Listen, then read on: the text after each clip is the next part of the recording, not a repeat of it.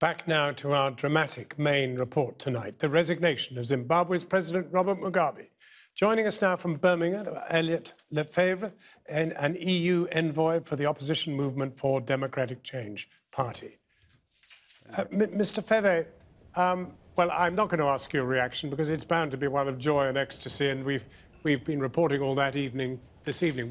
What we really need to try and look at are what the implications are. In a sense, the boil has been lanced, but now there is a tremendous amount of damage from years of misrule that has to be put right. How do you see things unfolding from now? Yes, indeed, it is an episodic and momentous occasion for all Zimbabweans. For the opposition, this has been a journey for the past 17 years. But again, the challenges will start after this euphoria is gone. And when we woke up tomorrow as politicians, especially from opposition, we are looking to see whether Emmerson Mnangagwa, who is likely to be sworn in as the incumbent president, whether he will honor his pledge that he will be an inclusive, he was calling for an inclusive government. So yes, as for Zimbabweans, I think this might be a short-lived celebration if the toxic politics still continue. And from an opposition point of view, we call upon whoever is going to be sworn in as the new leader and as the new president to reach out to all political stakeholders, especially in putting together a mechanism. Presumably a great deal depends on how big and how dense the circle of corrupt officials around Mugabe really was. I mean, was it just one man and a few acolytes, or was it a systemic group of people who it was very hard now to remove? Yeah, indeed. I think the current situation in Zimbabwe will not end with the removal of Mugabe alone. This is a system, and as MDC, we've always been very clear that we've been fighting for a system. The whole institutions in Zimbabwe, for example, they are ZANUized, and the new roadmap to free and fair elections must also put that in consideration. But for the moment, Mr. Pfebve, you have on your side, in a sense, the ecstasy and joy of the people. How long can you keep them with you? Yes, I think it is going to be a challenge, but it's a challenge that we politicians are prepared for as long as we work together. Yes, we need to make sure that as politicians across parties, we come together, and this is why we are calling for a mechanism, which is a transitional process, to clean the system and the institutions. Just briefly, the army so far has behaved pretty well. Are you surprised by that? I think all Zimbabweans are surprised with that because this is the same army that have been sustaining the ZANU-PF regime, including committing some of the acts of terror. Right. But yes, everybody was surprised, including us from the opposition. But we welcome the new paradigm shift by our security forces. Mr. Pfebve, can you now stay with us for a moment? Because now we're joined by, in the studio, by Marshal Gore from the ZANU-PF party, the ruling party.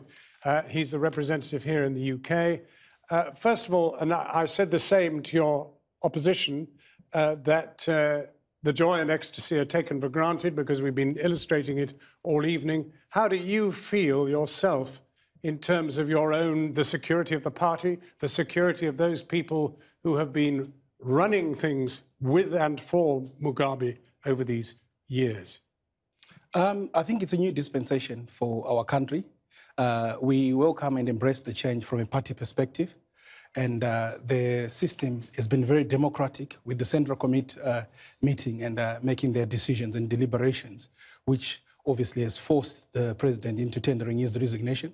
Due process has taken place, so we are quite grateful to move on in a new political dispensation, and I'm confident that there is going to be a good leadership.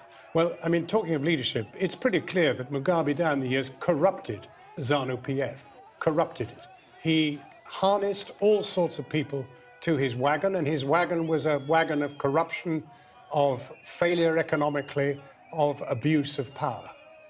I don't think corrupted is the right word to use, but what I can say is that in the later years of his leadership, there were questionable decisions which he made. And I think the worst decision he's made was to try and turn the party into a dynasty and bring his wife to take over.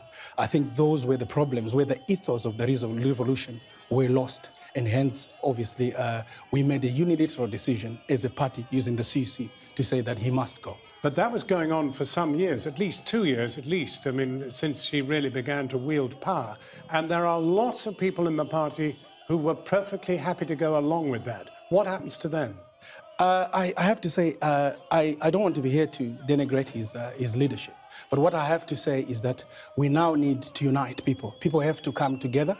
Zimbabwe is a very peaceful country.